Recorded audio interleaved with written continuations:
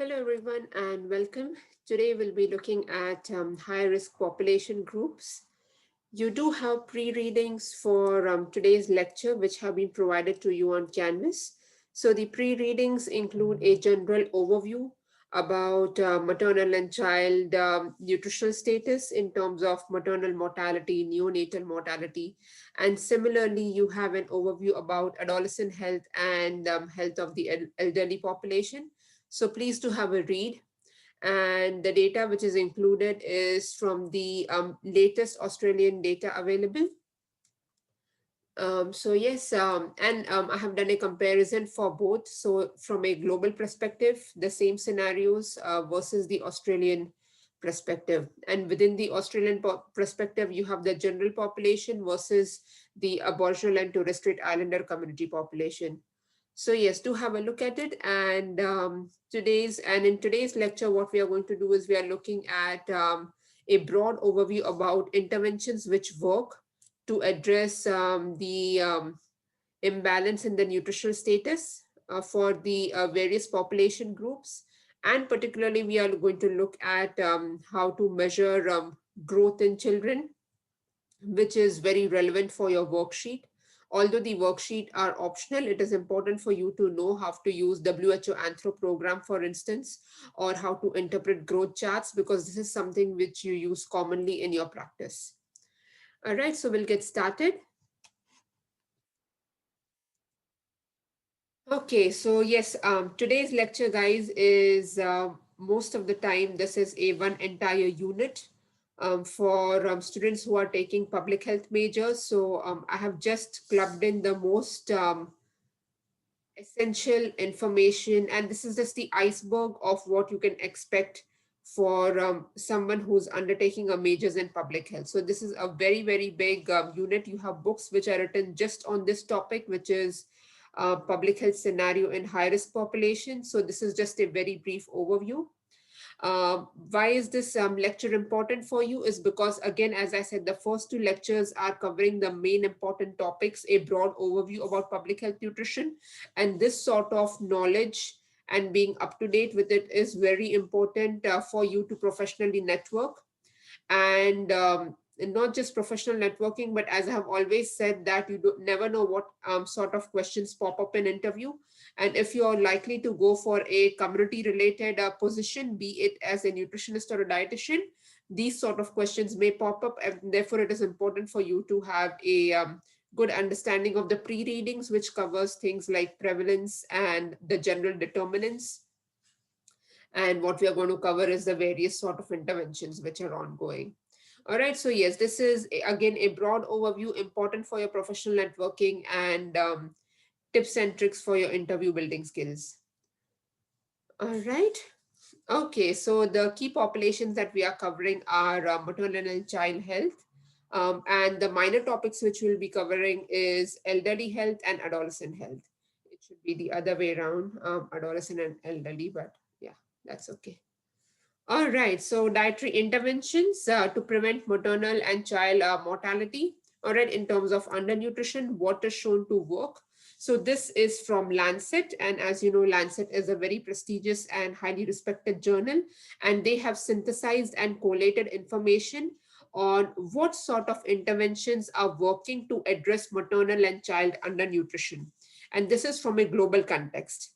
All right, so the sort of interventions which have shown to work are nutrition related interventions, such as predominantly, for instance, supplementation programs, which are micronutrient supplementation programs, which could be, for instance, iron and folic acid supplementation programs, vitamin A supplementation programs, or you even have micronutrient packs. For instance, in India, we had, when I was a student over there, we used to have these interventions where we were provided WHO micronutrient packs, and what the mothers were required to do is just sprinkle the micronutrient powder on food, and that is what the child would eat, and therefore this is how they would meet their micronutritional status. All right, so yes, so these are the generic sort of interventions which have seen to work. The other sort of interventions which have seen to work globally to address undernutrition is a disease prevention intervention.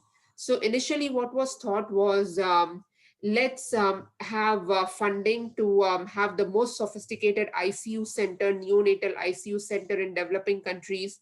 And whilst it was effective, and of course it did save lives, but what they found out was that it is only saving lives of a particular percentage of the population, and other children are still suffering. So they said that no, let's go deeper to the grassroots level, and let's have interventions which are more of a preventative basis and which can address a larger number of cohort and population. And therefore these interventions have been seen to be very successful in addressing maternal and child undernutritional status. All right. So, for instance, the ones which I have highlighted are, for example, iron folic acid supplementation, promotion of breastfeeding, because again, it's a general nutrition intervention strategy, promotion of breastfeeding and especially exclusive breastfeeding till 6 months, and basic disease prevention interventions such as hand washing.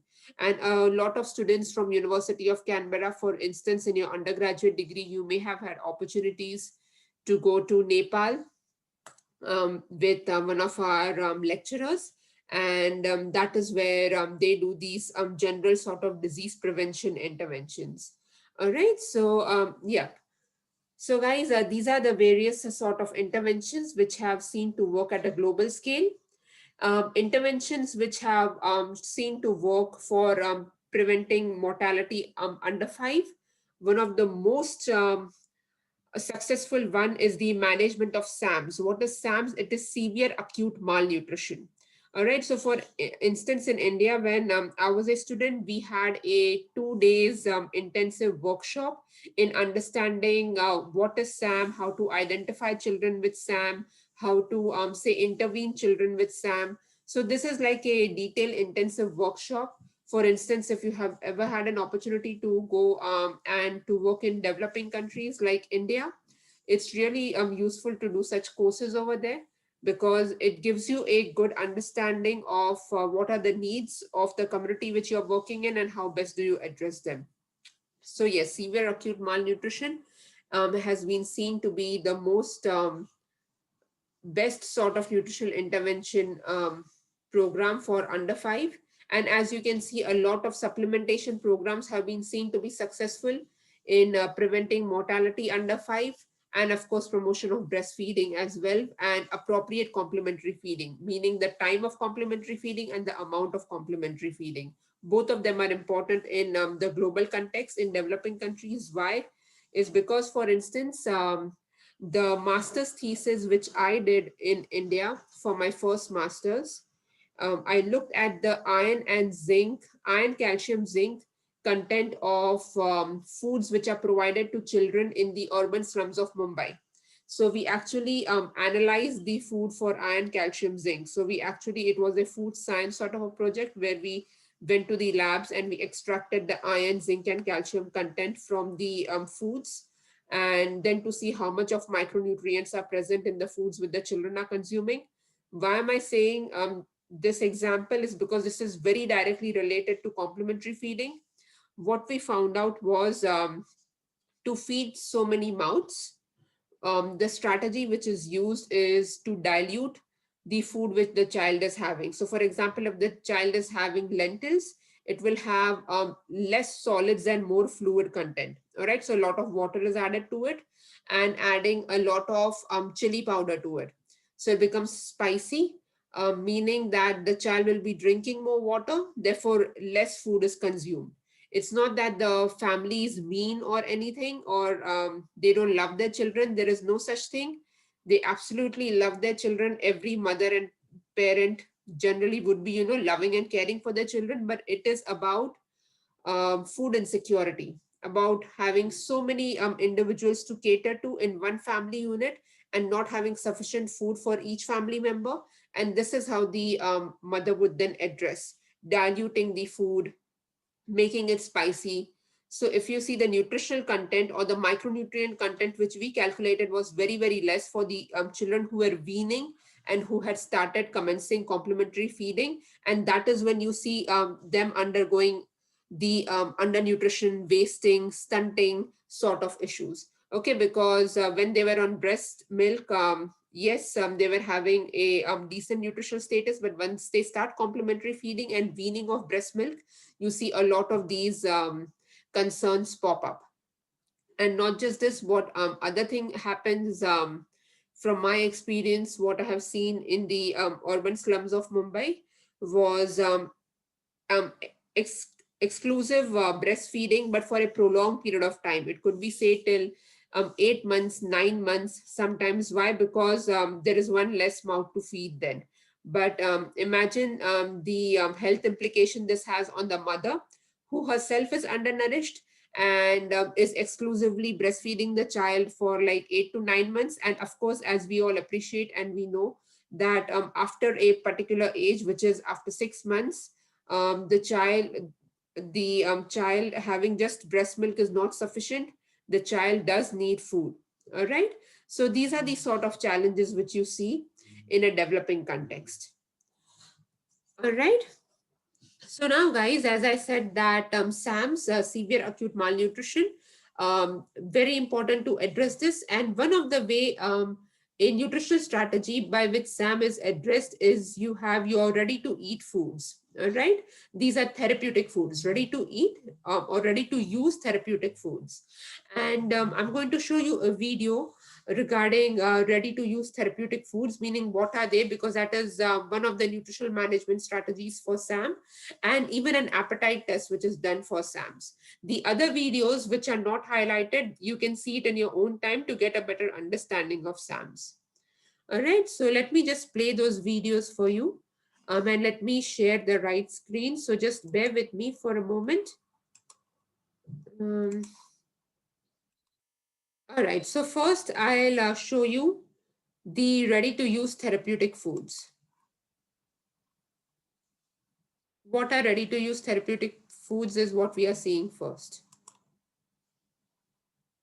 Food for Famine Society saves the lives of countless malnourished children under 5 all over the world by giving them ready-to-use therapeutic food, also known as RUTF.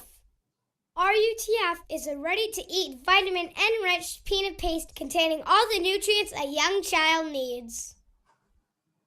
In 2008, Maria from Langley, BC, Canada, watched a news story about malnutrition. She learned that one child under 5 years old dies every 4 seconds. She was appalled at this waste of precious young lives, but then she learned about the solution, ready-to-use therapeutic food. Maria got excited. A ray of hope! How could I help? She asked. She knew she wanted to do more than just donate money. So a year later, she founded Food for Famine Society. Since its humble beginnings, Food for Famine has delivered thousands of kilograms of RUTF, saving the lives of countless children. It comes in a squeeze packet, easy for a mother to open and easy for a child to eat. All it takes is 3 squeeze packets a day for 4 to 6 weeks to save the life of a child. It needs no water, refrigeration, or preparation. Each packet contains the nutritional value of half a chicken breast, a bunch of spinach, 9 asparagus spears, 3 cups of milk, half a cup of olive oil, 1/3 of a stick of butter, 2 hamburger patties, 1 orange, and 1.5 carrots. Plus, it tastes good, just like sweetened peanut butter. Here's a simple equation.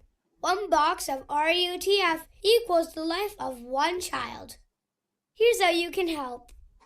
Do what Maria did. Talk to everyone you know about this peanut butter miracle food called RUTF and how your donations can save children's lives. Join us. Donate to Food for Famine.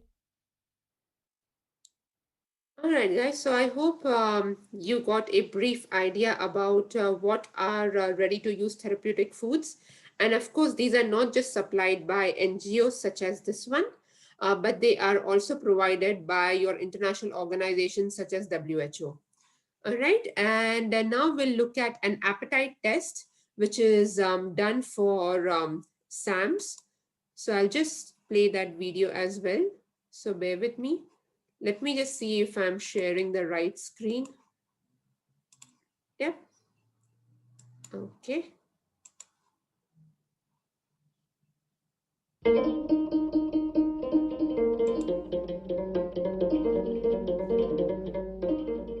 Appetite testing techniques. Appetite is a very important indicator of the clinical situation of a patient. A poor appetite means that the child has a significant infection or a major metabolic abnormality, such as liver dysfunction, indicating the need to be admitted into an inpatient facility. Moreover, a child with poor appetite is unlikely to take the amount of ready-to-use therapeutic foods given to him or her as a weekly ration. The appetite test should be conducted in a separate, quiet area. Explain to the caretaker the purpose of the appetite test and how it will be carried out. The caretaker should wash their hands. The caretaker should sit comfortably with the child on his or her lap and should either offer the ready-to-use therapeutic foods from the packet or put a small amount on his or her finger and give it to the child. The caretaker should offer the child the ready-to-use therapeutic food gently, encouraging the child all the time. If the child refuses, then the caretaker should continue to quietly encourage the child and take time over the test. The test usually takes a short time, but may take up to 30 minutes. The child must not be forced to take the ready-to-use therapeutic food. The child needs to be offered plenty of water to drink from a cup, as he or she is taking the ready-to-use therapeutic food.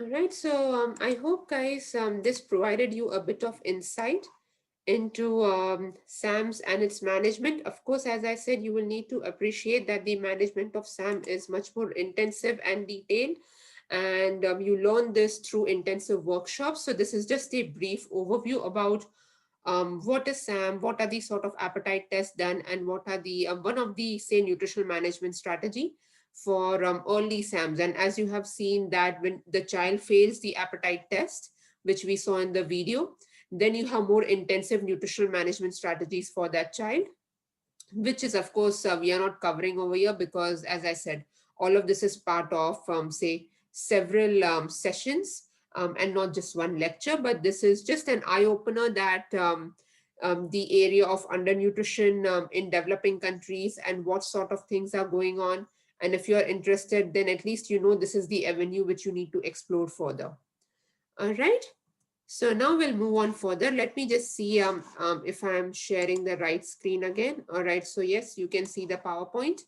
And guys, this is an FYI that you have several non-nutritional interventions, again, which work in excellent, they are excellent for, say, at a grassroots level, where you do not need, say, highly skilled health professionals, such as, say, an endocrinologist or a pediatrician, but you can actually skilled community workers, you can actually train and skill community workers in these sort of non-nutritional interventions as well.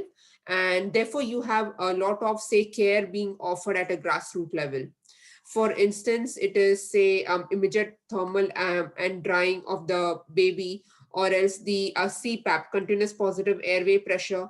And this is taught, for example, to nurses, but you can also skill community workers in CPAP.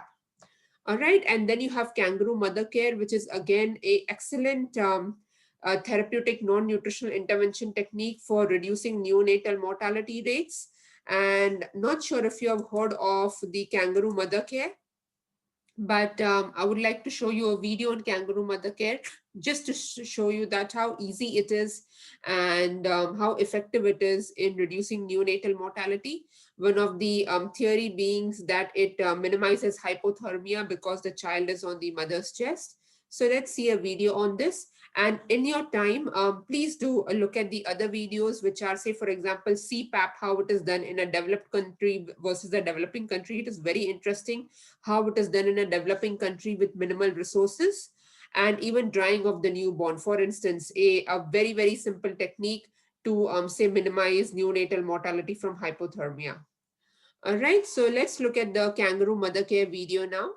So I'll just share with you the video, so bear with me. So yes, guys, when I play the video, I switch my video off so it's less distracting that way. Just a minute. Yep, so kangaroo mother care, this is the video I want to show you. Let me see if I'm sharing the right screen. Yes, I am. Okay, so yeah, here you go. So in terms of kangaroo mother care, what we know is that it is a therapy, if you will, where you place your baby, and often they're premature babies or low birth weight babies, skin to skin. So it's called many different things, but usually the baby is placed sort of upright on the mother's chest in between her breasts, and then the baby is covered. And what we know from research is that when a baby is placed in this position for durations of the day, they stabilize. We can stabilize their heat. Thermoregulation is a huge factor in the stabilization of sick or low birth weight babies. They develop faster. We know that they go through the development process faster than if they were cared for in an incubator or a different type of setting. We know that they breastfeed earlier often than even what we know is the developmental age to begin breastfeeding, which is what we want to happen when we're very limited in ways that we can feed these babies. We know that we stabilize their vital signs and their oxygenation, and that they go into the very deep parts of sleep, the REM sleep, where the brain produces the growth hormone. And that's really what we're trying to create for a low birth weight baby, is the same sort of uterine environment where they can go into that very deep sleep and grow. One of the first mothers that I met at Chiloko Hospital in the very, very early days, when we had the shell of the NICU built, and we didn't have any equipment or any supplies, and we were just doing some very basic training. And she had twins. They were about a kilogram each. And when the power went out at night, which it typically did, and the oxygen needs power to run, one of the babies died overnight. And so we realized this in the morning, and we found the other baby, and we placed the baby into kangaroo mother care. And it was a bit of a foreign intervention for the mums in Africa, because they're used to carrying their babies on their backs, mostly because they're cooking over open fires. But it's become an adaptation that we use in the NICU now commonly to help stabilize these babies. So it's a highly advantageous therapy that has many great factors for the baby in terms of survival.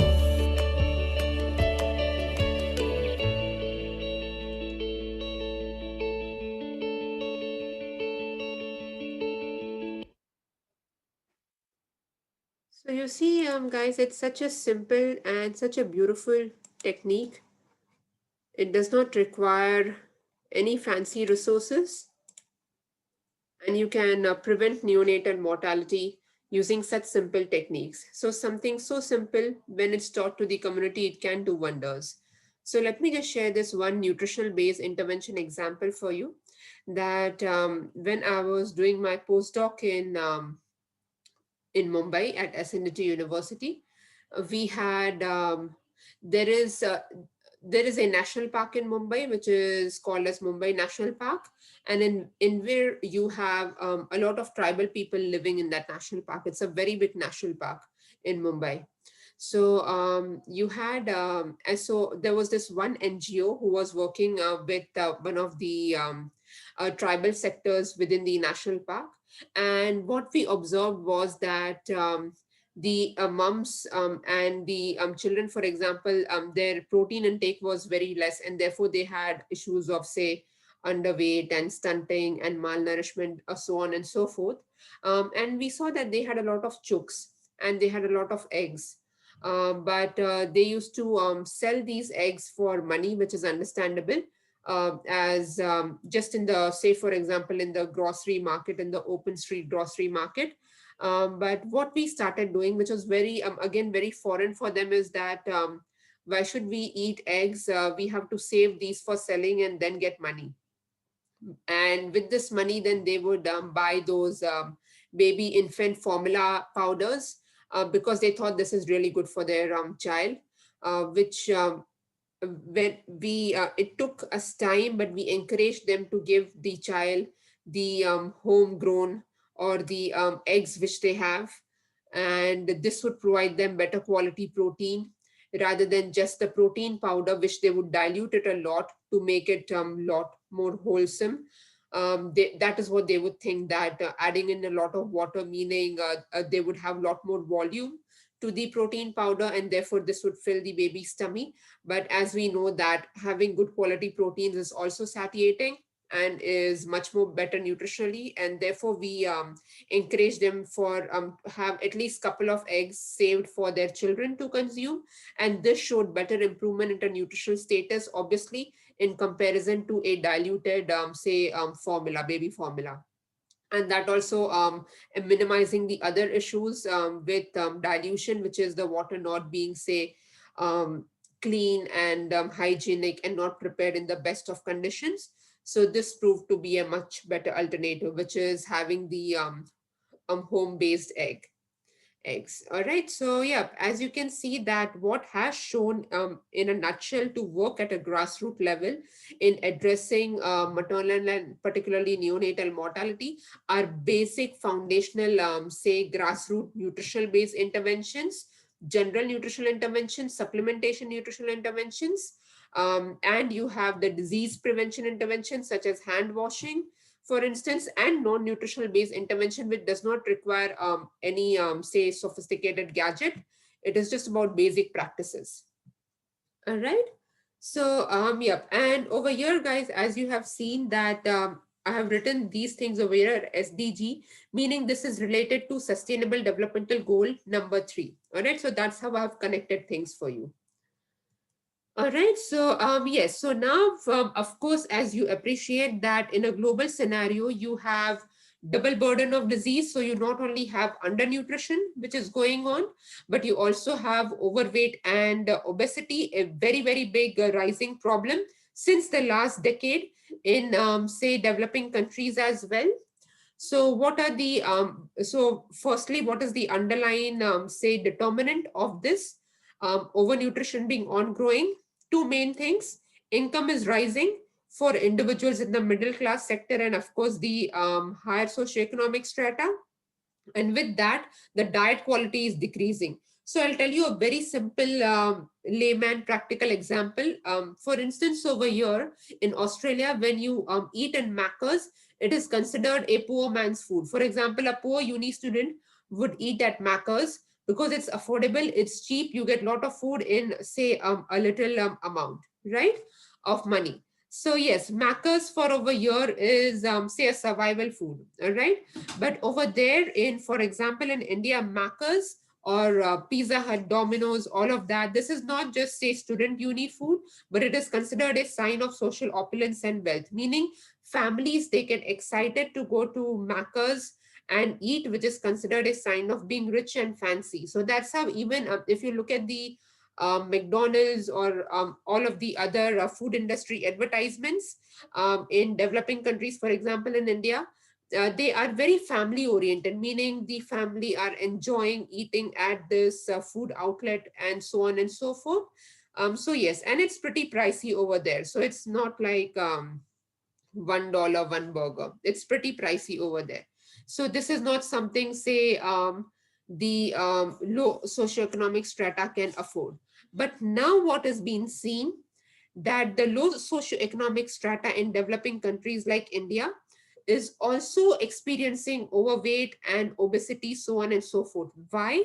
This is because a individual from a humble class may not be able to afford, for instance, going to Macca's, but they can afford a lot of Indian street food, which is cheap, but which is, say, calorically dense and nutritionally poor. All right. So Google up foods such as Indian street foods, such as the Indian burger. The Indian burger is called as vada pav. So it is nothing. It's just, say, fried potato dumplings and put between a bun. So a refined bread. All right. So this is something super cheap, which say even the humble class can afford.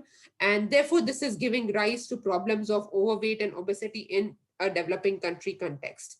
All right, so let me just share with you an example of my own country in India, where you see the globalization, urbanization, and how this is leading and having an impact on the double burden of disease. So you have undernutrition, which we have looked at, but you also have the rise in overnutrition.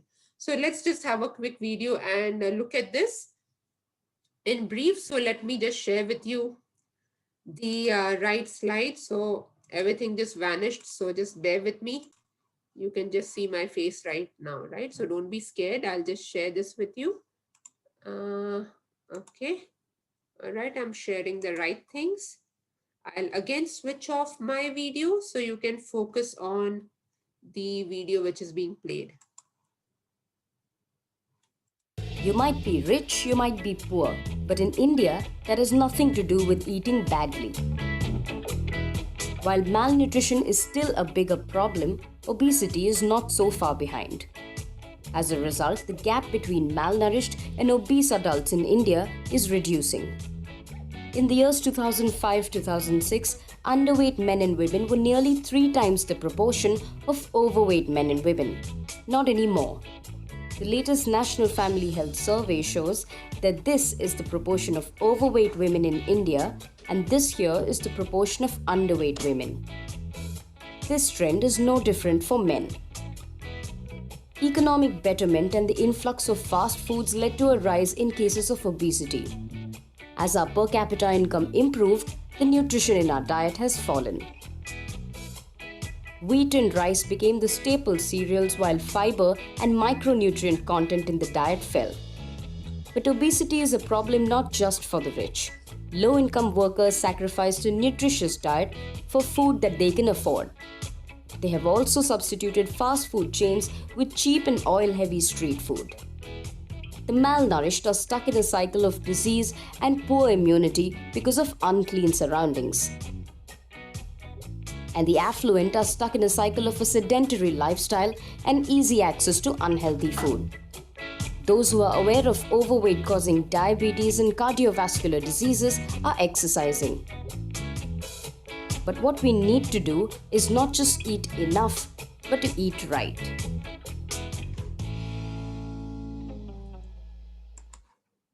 All right, guys. So I hope this was helpful to give you a brief overview. So let me just share with you one thing which I've experienced in my private practice. For instance, a very typical notion which we have in India is, oh, we just eat home cooked food, which is great, right? You would think, oh, they are eating home cooked food. They are cooking at home and they are eating, so they know what they are eating because you're cooking from the scratch. But the issue over here is the home cooked food are also very energy dense. All right. So for example, if you're making a curry, but you're adding heaps of oil to it, sunflower oil or safflower oil or peanut oil, which is generally used in the Indian setting. So yes, you have a lot of say oil-based curries which are going. You have a lot of say saturated fat being used, ghee, clarified butter, which is being used in the cooking. Then you have white rice on the table.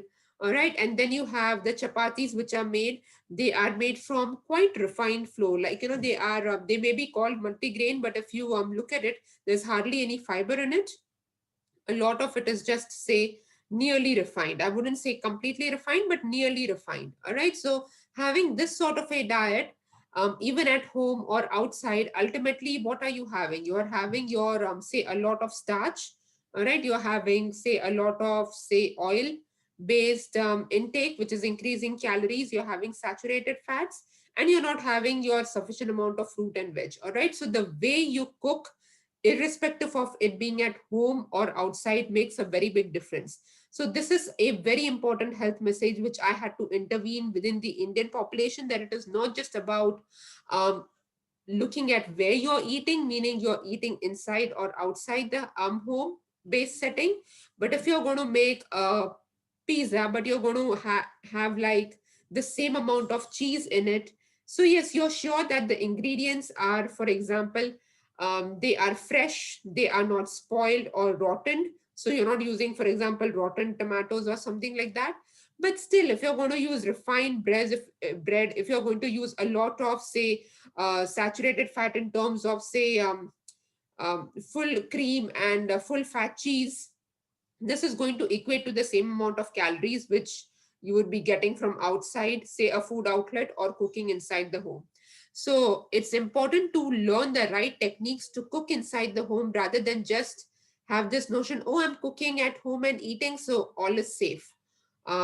Yes, it's safe, but the calories may equate to the same thing which you would be eating outside. All right. So this is some point of intervention which is important, especially for the Indian ethnic group, is what I can speak about. And this is something which will help you in your second semester unit, which is your counseling unit, because these are the sort of, say, culturally sensitive, say, underlying strategies which you may want to consider while you're counseling your patients. All right. So yes, what are the other, say, for example, overnutrition interventions which are ongoing in developing countries? So this is just to share a few examples that, for example, in Tonga, you have the Australian Sports Outreach Program and the Tonga Ministry, who have combined their hands together to encourage, say, culturally acceptable, say, sort of physical activity outlets and programs which would encourage community participation, such as playing netball. All right, so yes, to increase physical activity. Then you have the other sort of, say, programs. For example, you even see right now in Canberra, where you have those scooters, which is at least a better option than going in cars everywhere. All right, so similarly in Iran, you also have the bicycle sharing scheme, like you have in Melbourne and Brisbane as well, the bicycle sharing scheme. All right, so yes, again, to improve physical activity.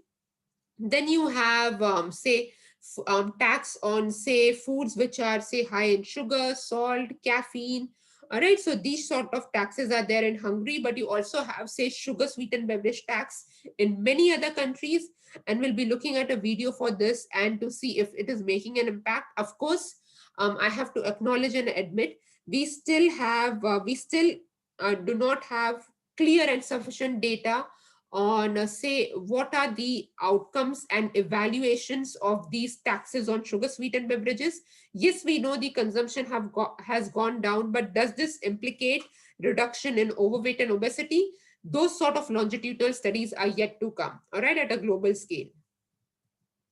All right, so let's see a video on sugar tax and what are its implications, and then we'll move further. So let me just share this screen with you. So today's lecture is quite relaxed. It's quite fluffy in nature, and enjoy it while it lasts, because from next lecture onwards, the health behavioral models will be going a lot into, slowly and surely, these type of say, content which you need to learn to develop your community dietetic skills.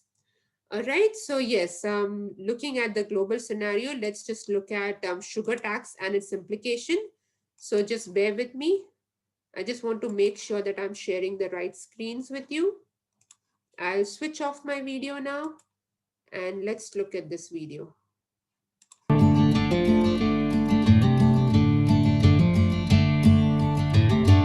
Would you eat healthier if you were financially punished for eating unhealthy foods?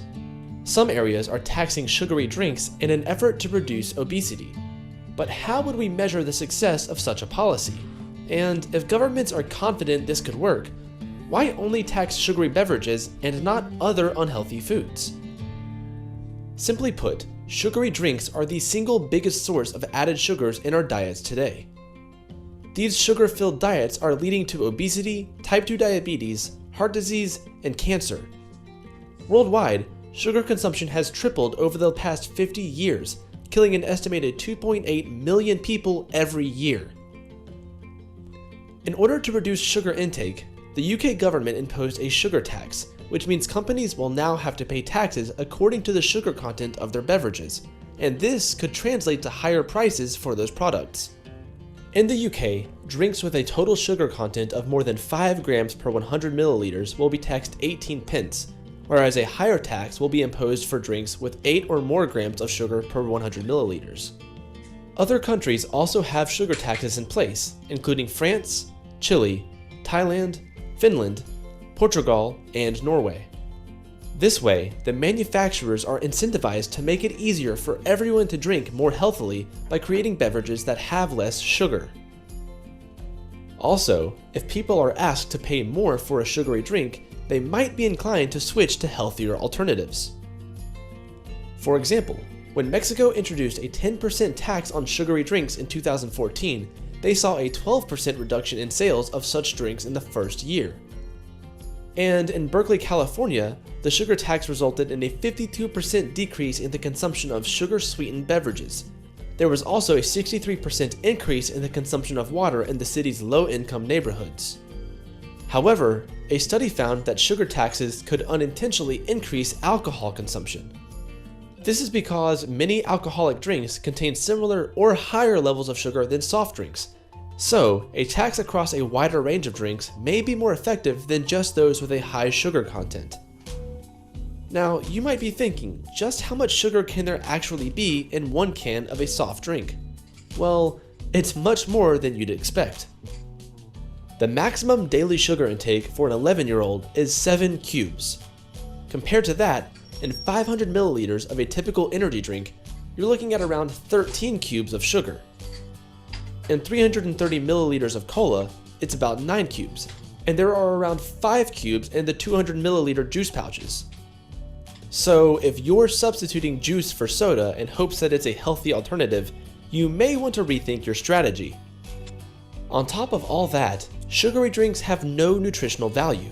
In fact, you tend to consume more total calories if you drink soda because liquid sugar doesn't make you feel full. In one study, people who drank sugary drinks in addition to their current diet consumed 17% more calories than before. A recent study, which looked at sugar consumption and diabetes in 175 countries, showed that for every 150 calories of sugar per day, which is about 1 can of soda, the risk of type 2 diabetes increased by 1.1%. To put that into perspective, if the entire population of the United States added 1 can of soda to their daily diet, 3.6 million more people could get type 2 diabetes. It's no secret that sugary beverages are detrimental to our health, but for millions of people, they're just too good to put down. If health incentives aren't enough to convince people to cut out some sugar, maybe the best strategy is to hit their wallets and create an additional financial incentive to go with the health concerns.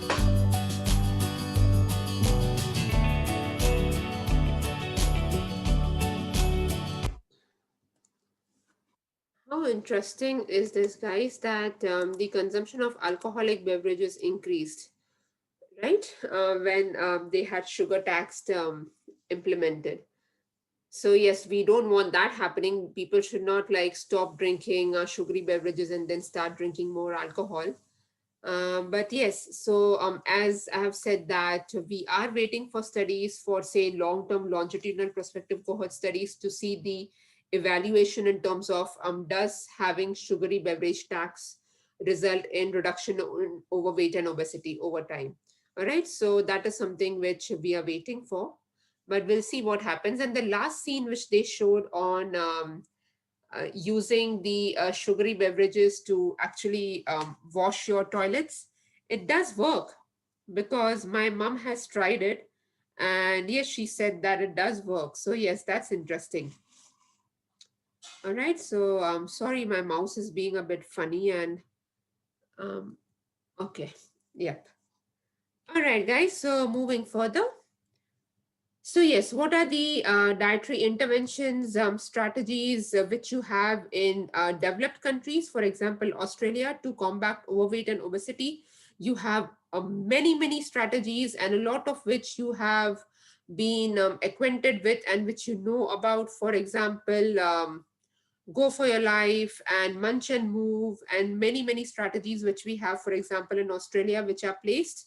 All right, so yes, we have a lot more of governmental programs which are ongoing, say within the Australian setting, to combat overweight and obesity in various stages of life, not just childhood, not just adulthood, even pregnancy, so on and so forth. All right. So now again, this is just a brief overview about nutritional interventions for our Aboriginal and Torres Strait Islander community members.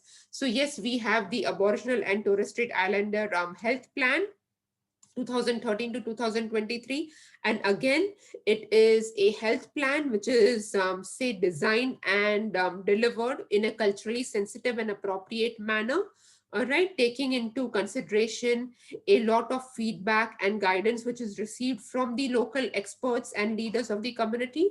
All right, so yes, it includes the integration of the health system, the private sector, social sector, public sector, policy sector, so on and so forth. All right, so yes, this document is available for your read if you want to look into more about the nutritional interventions for our Aboriginal and Torres Strait Islander community members. All right, so now moving on to the adolescents. So yes, in your pre-readings, you have an overview about the adolescent health.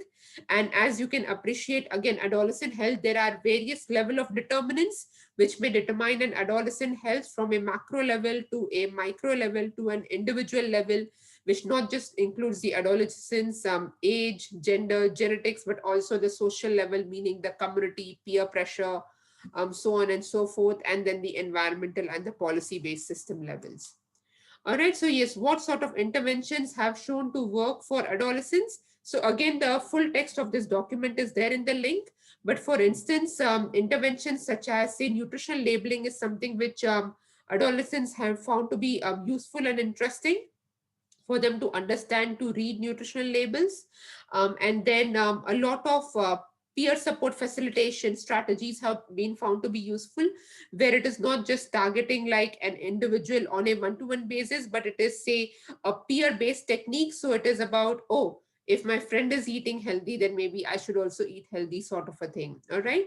School-based interventions have been also seen to be useful. All right. So yes, these are the sort of interventions which have been seen to be useful for addressing, say, overweight and obesity among adolescents. All right. In the developed countries, for example, in Australia, one more case study which I found to be very interesting in an anti-obesity program in South Korea is within 200 meters of the school zone, there were no establishment allowed which were, say, providing high energy nutrient poor foods. All right, so which is interesting, and this is called as the green food zone. All right, so these sort of things were important. And in say in countries like South Korea, you also have for example, a nutrition based subject which is taught in the school curriculum, and the children, they eat in school just like how you have it in the United States. But within the school setting, in the cafeteria setting, there are no sugary drinks allowed, and say nutritionally poor choices food are limited, or in a lot of schools they are banned as well. Nutritional labeling is mandatory on food meals. So these are the sort of things. And a lot of employment in these countries, for example, in Japan, South Korea, are for school nutritionists. So you have school nutritionists who are involved in, say, cooking the food for children at school, because you have meals being provided at school as part of the schooling. All right, so they may not carry lunch boxes, they actually are provided meals at school, just like how you have in United States in the public sector. Similarly over here, so a lot of employment also goes towards school-based nutritionists, because they are not just involved in planning the menu for the school, what they should be having in rotation, but also in cooking and delivery of the same. All right, so it has combination of skills involved, food service skills, and you have your community nutritionist skill for say catering to children at school. All right, so yeah, so this is say for example an interesting say case study which I came across in South Korea. And yes, in developing countries, for example, to address, say, the issues of undernutrition, one of these strategies which have seen to be very successful is the weekly iron and folic acid supplementation program by the UNICEF. All right, so this is something which has also been successful in India, but I found a good video in another country, and if I'm not mistaken, it was Indonesia. But let's look at the video. It will give you a brief overview about the iron and folic acid supplementation program for adolescent, especially for females, because as you may appreciate, in developing countries in specific sectors, you have a lot of girls who are married early, and therefore it is good for them to have say a good iron and folic acid nutritional status before entering marriage and say conceiving. All right, so this program is particularly targeted for women of reproductive age. especially young adolescent women. So I'll just share the video with you, and I believe, yep, that is the last video which I'll be showing you today. So I'll just switch off my screen and yep, we'll play. Nearly 31% of adolescent girls in Afghanistan have high Yes, levels sorry, it's of iron Afghanistan. deficiency anemia. One of those girls is this 17-year-old. She's smart and funny and insisted on speaking to visitors in English, which she is studying on her own every day. I live in Parwan province and I listen in Harajalali High School in my grade 12. She is benefiting from a new UNICEF-supported weekly iron and folic acid supplementation at her school. It is helping girls like her grow and also potentially boosting their school performance and their ability to concentrate. In the past, she has noticed girls in her class getting tired. For her, fatigue was getting in the way of her dreams. My favorite subject is chemistry and math. I want to become in the future a perfect professor because I want to make a perfect doctor. It's my great ambition. The weekly iron and folic acid supplementation not only helps girls like her reach their full potential, it has a long-term benefit for Afghanistan's work capacity and its productivity. It's an affordable investment in the future of Afghanistan and its children.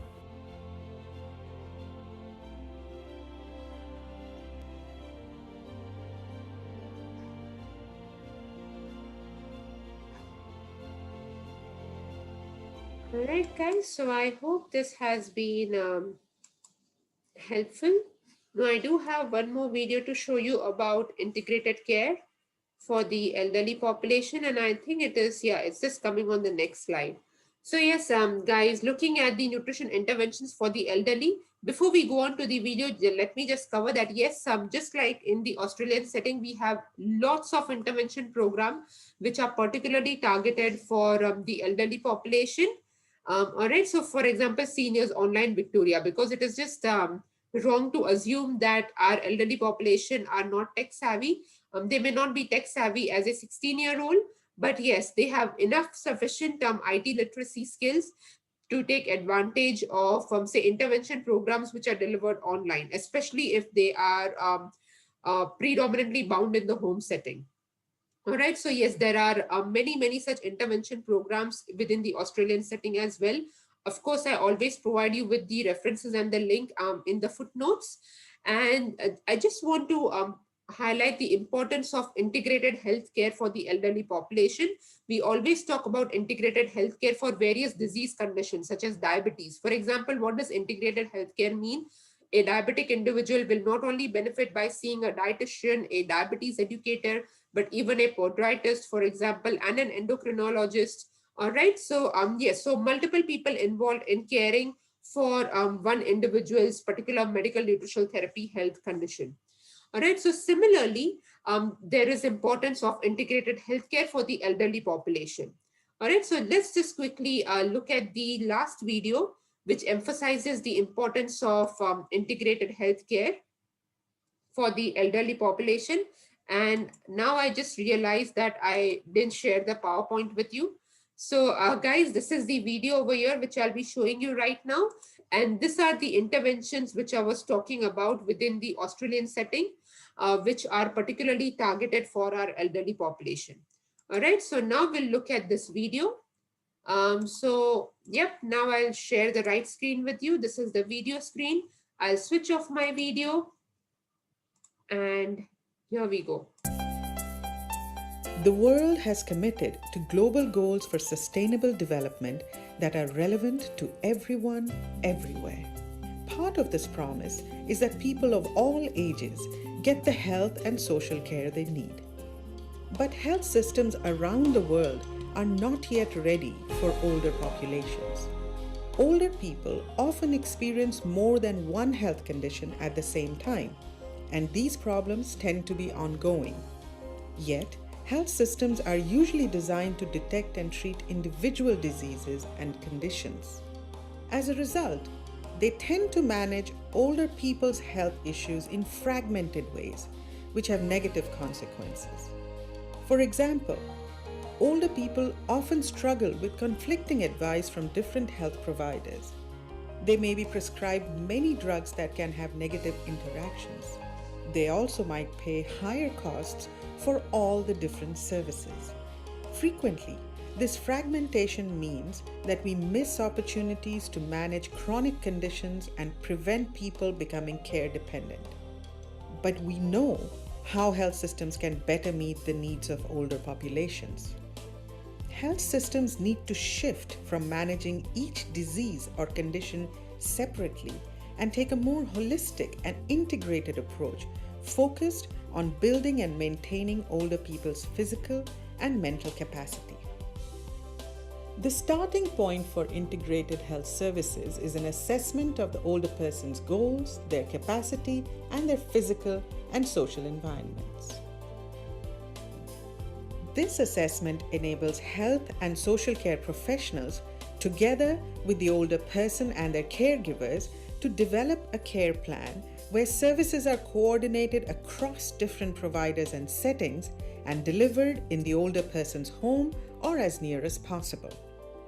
Ensuring universal access to integrated care will offer quality health services and make better use of existing health resources.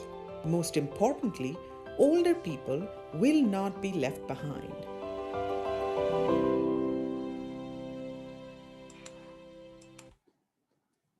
And guys, this concept is of much importance to you as well.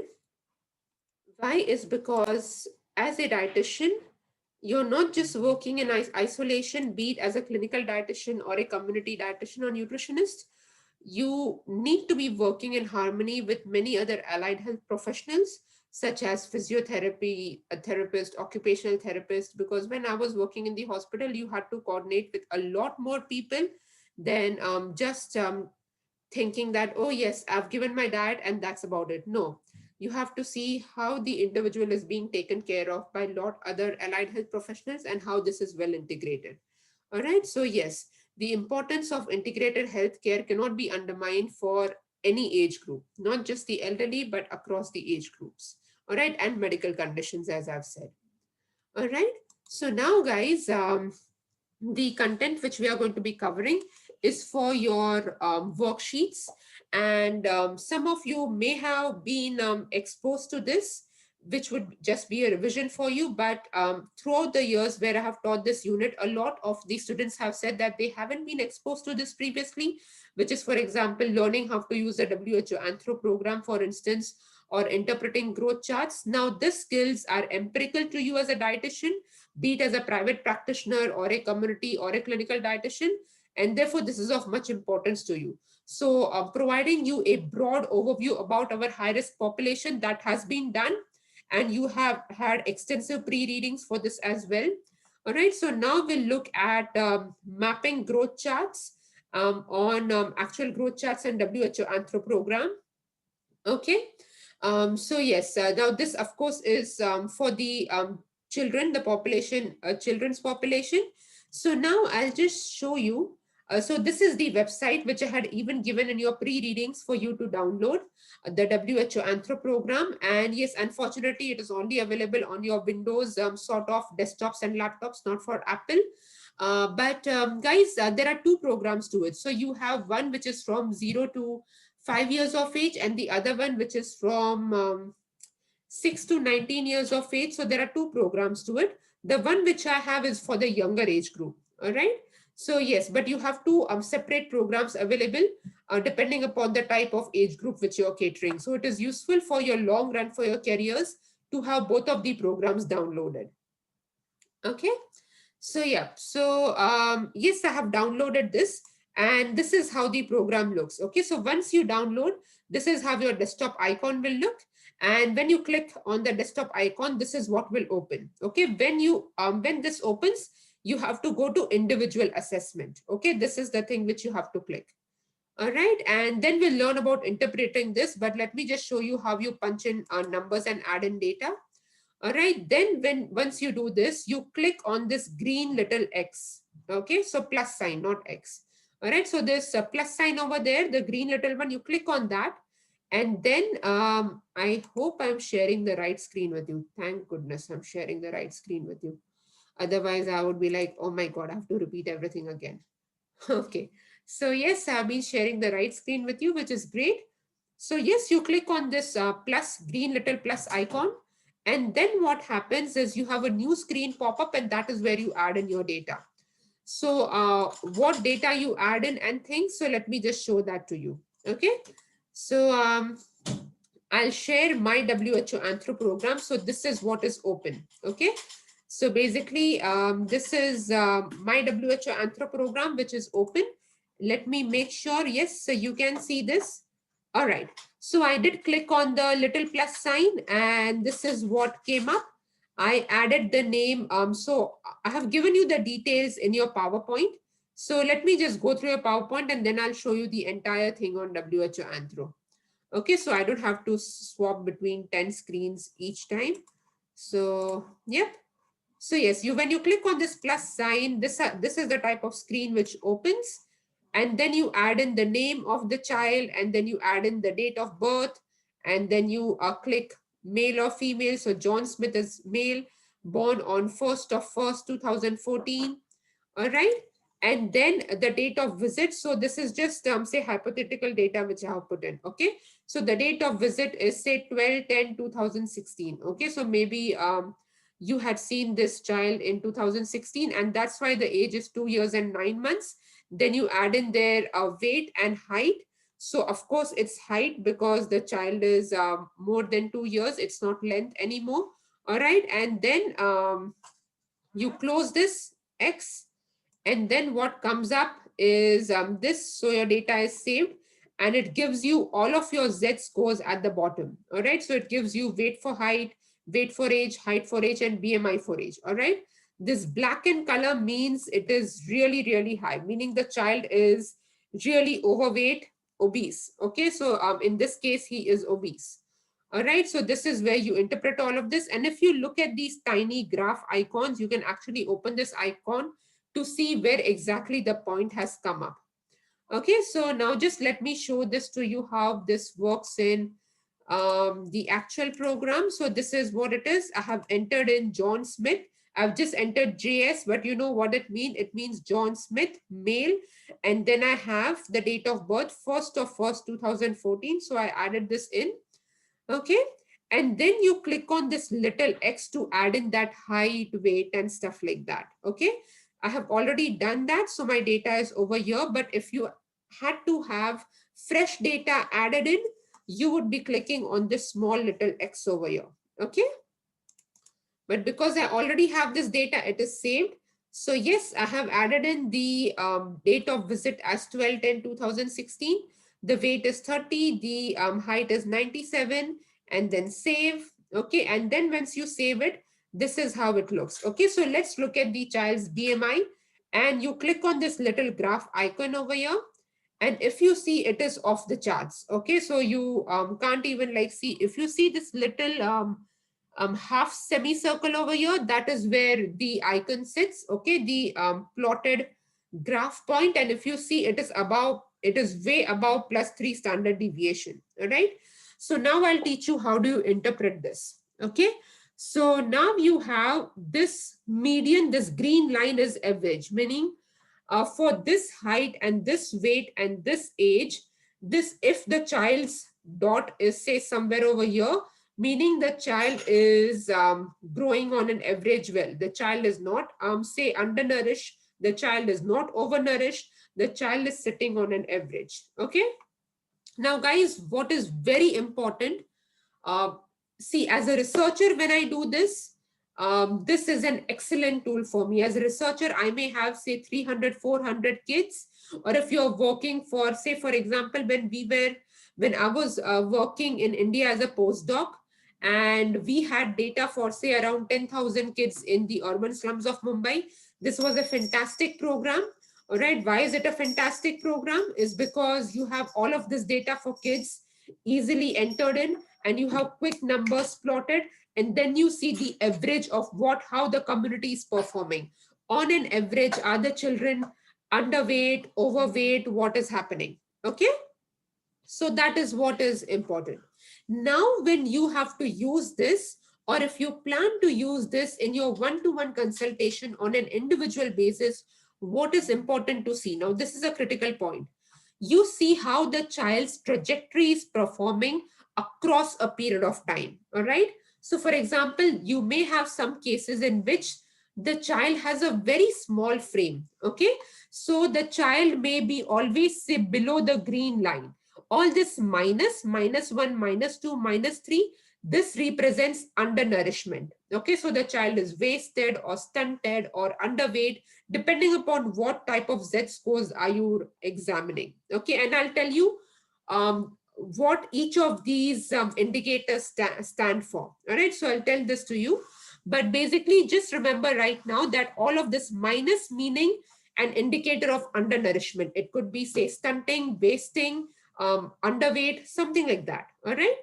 So if you have a child which is, say, always sitting on, say, in between the green median line, which is your average, and the -1 standard deviation, but if the child is at a plateau, all right, so maybe this is the child's genetic phenotype or genotype tendency to be of a small frame, but the child is performing well.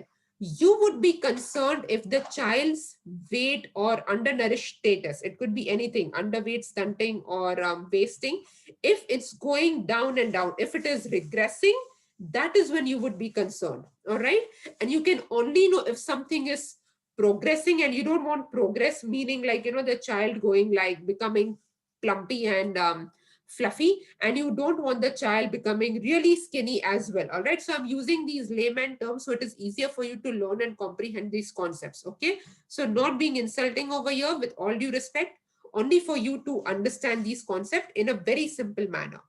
Okay. So what is important for you to see is that plot the child's nutritional status over a period of time. All right. So it could be at each visit you're plotting it. Every month you're plotting it. All right. Especially if the child is, say, very, very young, under 2 years of age, you may be plotting it, say, every month, for instance. Okay. So, yeah. So when you're plotting it, you want to see the trajectory over a period of time. Is the child regressing, or is the child, say, shooting up in scales, meaning in the overweight and obesity area, or is the child having a plateau? If the child is having a plateau, meaning then you need to put a lot of other information within the context. Okay, meaning the child's diet, the child's parents, the child's genotype, phenotype, the body type. Okay, how is the child performing? If the child is active, healthy, and say performing to the best of its capacity, but if the child is, say, slightly on a overweight scale, but has a plateau, or slightly on an underweight scale, or but has a plateau, meaning that's just the body type of the child. All right, so there are multiple factors to take into consideration when you're using this tool at a one-to-one individual level or basis. Okay, these tools are perfect and very useful for say big epidemiological population based studies. All right, so for example, when I have say my PhD student who's doing her PhD in India, the picky eating one, she will be having a sample size of, say, for example, 500 plus. This is a great tool for her to use at that time to see that what is the general tendency. Are picky eating children more likely to be undernourished, or, say, overnourished, or what is the tendency looking like? So that is where these type of Z scores are helpful. All right. So yes, your standard deviations are basically what is called as your Z scores. All right. So are they Z scores between 2 and 3, between 1 and 2? So your standard deviations are basically called as Z scores. So they are synonym over here. All right. So now you know the plus meaning overnourished, minus meaning undernourished, green meaning average. Okay. So yes, guys, I hope this has been helpful for you, because this is obviously a very important skill for you to know as a dietitian and a nutritionist. All right. So, and this is what I have written over here, guys, for you. The whatever I said is what is written over here in summary. And this is what I was saying. I hope I'm sharing the PowerPoints with you. I am. Okay. So, okay. So you plot a child's growth over a period of time to study the trajectory. Do not make conclusion on just one point. Okay. So these are the points which you're plotting. Plot it over a period of time and see the trajectory. Okay, and plotting is just simple math and numbers. All right, so you have, for example, This is BMI for age. So you plot the BMI over here, all right, and you plot the age over here. Okay, so BMI includes your height, weight, and age. It takes 3 parameters into consideration. So now what is important is how do you interpret these Z scores? Okay, so for instance, when you have length for age, and as you know, length meaning you keep the child in a sleeping position, in a horizontal position, and you measure the length, that is for under twos. Okay, so for children who are under 2 years of age, because they may not be, say, they may be reticulate to stand, or they may not stand properly for you to measure the accurate height. So you take their height in a horizontal position. All right. So that is when you use length for age. Everybody above 2 years, you use height for age. Okay. So length for age, height for age represents stunting. And stunting is a chronic form of malnutrition. You don't become short overnight. Okay. So it is for a prolonged period of time that the child must not be having an adequate nutritional intake. All right. Or maybe having a nutritionally deprived environment, meaning which is succumbed to not very hygienic condition, therefore falling sick frequently, and plus not having adequate nutritional status, meaning food intake, and therefore leading to stunting. Okay, so many reasons. But stunting is an indicator of chronic form of malnutrition. Now you know when to measure length for age and height for age. Then you have weight for age. Weight for age is an acute indicator of malnutrition, all right, or undernutrition, all right, because it represents underweight, all right. So when you have below 2 standard deviation, -3, below a -3 standard deviation, this is severely underweight. So these are your standard deviations. Your Z scores are your standard deviations, which I showed you on the graph, all right. So if you have your point, which comes, say, below 2, then this is what it means. That is what it stands for. Okay, so underweight, severely underweight, which is a acute form of malnutrition. All right. Then you have your weight for length and weight for height. Okay, so this ideally you use it to measure wasting. All right, so wasting meaning reduction in muscle mass. All right, so when do you have wasting and when do you have underweight? Now these are indicators of more acute form of malnutrition.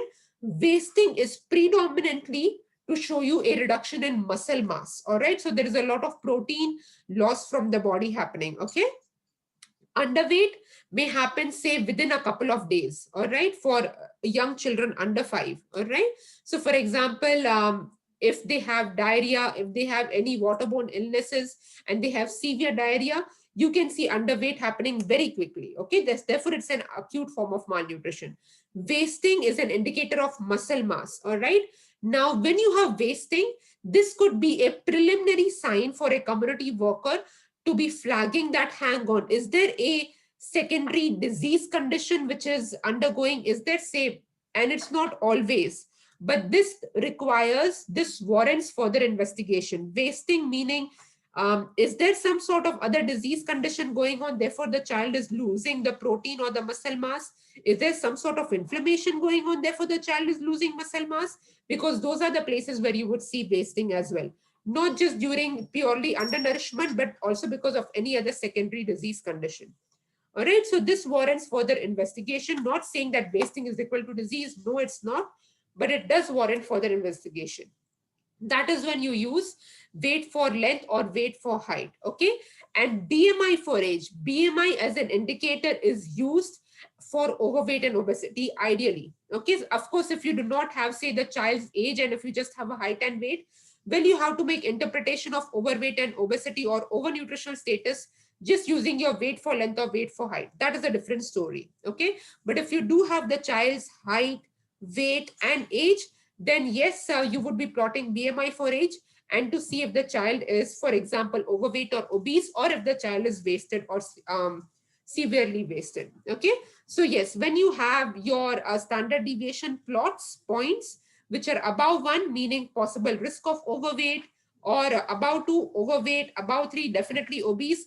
And if we saw the example for our child who was John Smith, the point was way above 3. Okay, so definitely the child was obese. Makes sense? All right. Okay, guys, so this is how you interpret your Z scores, your growth charts, and plotting. I'm not actually showing you on paper how to plot.